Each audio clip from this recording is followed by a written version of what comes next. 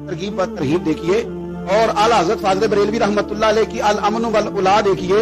नबी पाक सल्लल्लाहु अलैहि वसल्लम के सहाबी हज़रत तमीम दारी रज़ी अल्लाह तआला अन्हु फरमाते हैं, मैं हुजूर के साथ था, एक जगह खड़े, हम बहुत सारे सहाबा थे, एक ऊंट दौड़ा दौड़ा आया, उसने ना पहले हुजूर के कदम चूमे, फिर कान में कुछ कहा ऊंट ने। हुजूर फरमाने लगे, तू फिक्र न कर, अगर तू सच्चा है तो तेरी मदद होगी, और अगर तू झूठा है तो तुझे तेरे झूठ की सजा मिलेगी। यानी मैं कैसे उस बंदे को समझाऊं, मैं कैसे उसे समझाऊं। मिट्टी डाल के रो के दर्द से उधार लेके तो मदीने गया, और माड़ा बंदा, और उसकी तड़प है कि मैं सोने को अपने दुख सुनाऊं। वो खड़ा हुआ तो एक साहब उसे कहने लगे, ये माज़अल्लाह सुनते नहीं, तू किसको सुना रहा है, चुप कर, कंट्रोल कर अपनी जुबान को। अगर दीन नहीं आता तो नबी पाक से मोहब्बत करने वालों के दिल न तोड़। जो रसूल ऊंटों की बोलियां बड़े खूब तरीके से जानते हैं, वो अपने गुलामों की बातों को नहीं सुनते।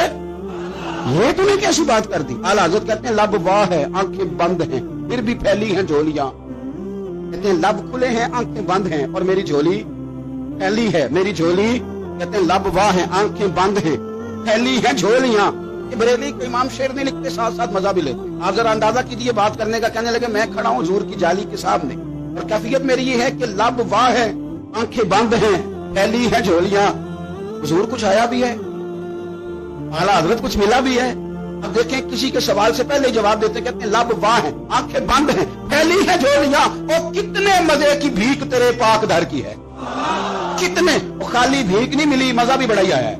यानी वहां से लेने का, भीख लेने का मजा भी, खुद भीख दे खुद ही कहें, मंगते का भला हो।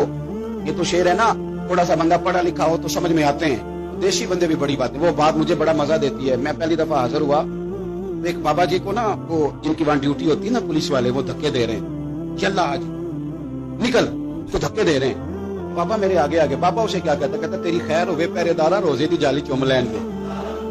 एक दफा नहीं, 2-4 दफा बाबा जी ने कहा।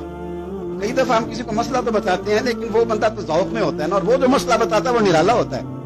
बाहर निकल के ना, तो मैंने बाबा जी से कहा, मैं तुसी 10 सारी शेर पढ़े पंजाबी दा, उनको तो तुहाडी समझ लगदी सी, वो अरबी है। तो बाबा जी मेरे थपकी देख ना, याद कंधे पे, कहने पुत्र मैनू भी पता है, मैनू भी पता है, उन्होंने नहीं समझ लगदी, मैं तो अपना रांझा पे राजी करता, मैनू भी पता, तेरी खैर होवे पहरेदारा, रोजे दी जाली।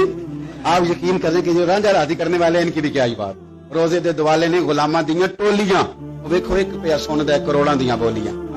ऊंट आया, आके उसने पहले कदम चूमे, कान में कुछ कहा। हुजूर ने फरमाया, तू फिक्र न कर, अगर तू सच्चा है, जैसे तू कहता है वैसे हो जाएगा, और अगर तू झूठा है तो फिर तुझे तेरे झूठ की सजा भी मिलेगी। थोड़ी देर गुजरी तो हज़रत तमीम दारी रज़ी अल्लाह तआला अन्हु फरमाते हैं, कुछ लोग दौड़े दौड़े आए, अर्ज करने लगे, हुजूर ये हमारा ऊंट भाग आया है, और 3 दिन से भागा है, मिल नहीं रहा। हुजूर फरमाने लगे, ये तो तुम्हारी शिकायत कर रहा है, ये तो कह रहा है, या रसूल अल्लाह मैंने गर्मी सर्दी में इनकी खिदमत की, और जब मैं बूढ़ा हो गया तो इन्होंने मुझे अफजाइश नस्ल के लिए रख लिया। मेरी नस्ल से इनके कितने ऊंट पैदा हुए, अब मैं बूढ़ा हो गया हूं तो मुझे काट के ज़िबा करके खाना चाहते हैं। उसने कान में कहा, हुजूर ने तर्जुमा करके बताया। करीम रसूल फरमाने लगे, बोलो तुम क्या कहते हो। कहने लगे, सोनिया जी, जिसने जो आपको बताया ना, बिल्कुल ही सच बताया। हुजूर बिल्कुल ऐसे ही है, गर्मी सर्दी में इसने काम किया, फिर हमने इससे बड़े अफजाइश नस्ल का काम लिया, हुजूर ज़िबा करना चाहते हैं। नबी पाक फरमाने लगे, इतनी जो खिदमत करे उसका सिला फिर छुरी है, तुम अच्छा सिला दे रहे हो। कहने लगे, हुजूर हम कुछ नहीं कहते, ज़िबा भी नहीं करते, आप इसको दे दें। हुजूर फरमाने लगे, अब नहीं मैं तुम पे एतमाद करूं, इस तरह करो, मेरे हाथ बेच दो। 100 दिनार का मेरे नबी पाक ने ऊंट खरीद लिया। हुजूर ने ना ऊंट को तब की दी, फरमाया जा तू आजाद है। ऊंट ने ना पता नहीं क्या बातें की, एक बात की तो हुजूर ने फरमाया आमीन, दूसरी की तो कहा आमीन, तीसरी दुआ की तो कहा आमीन, चौथी बात ऊंट ने की तो नबी पाक रो पड़े। ऊंट चला गया। सहाबा कहते हैं, या रसूलल्लाह ऊंट ने क्या कहा है।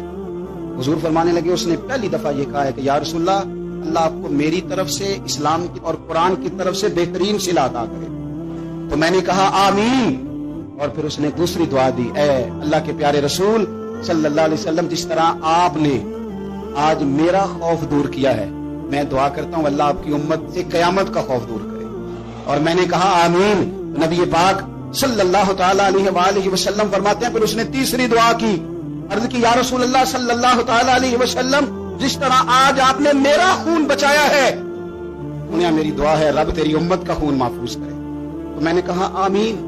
हुजूर फरमाते हैं, फिर उसने चौथी दुआ की, या रसूलल्लाह मेरी दुआ है आपकी उम्मत लड़े ना, जंगो जिदाल ना करे, आपस में गले ना काटे। हुजूर फरमाते हैं, मैंने आमीन भी कहा और मैं रो भी पड़ा। اس لیے کہ یہ دعا میں نے اپنے رب کریم سے مانگی تھی کہ اے اللہ میرے امتی لڑے نہیں، آپس میں لڑے نہیں۔ یارو بچے لڑتے ہیں تو کیا باپ خوش ہوتا ہے؟ تو پریشان ہوتا ہے، روتا ہے، میری امت لڑے نہ۔ میرے رب کریم نے فرمایا محبوب یہ دعا مجھ سے نہ مانگی، یہ خدا کی حکمت کا تقاضا ہے، یہ لڑیں گے۔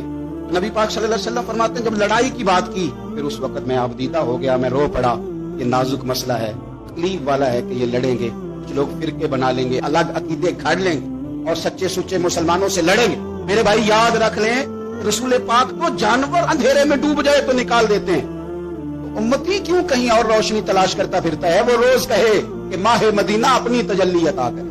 یہ ڈھلتی چاندنی تو پہر دو پہر کی ہے۔ میرے رسول پاک صلی اللہ علیہ وسلم ہر ایک کا خوف دور کر، ہر ایک کی پریشانی دور کر، ہر ایک کو حضور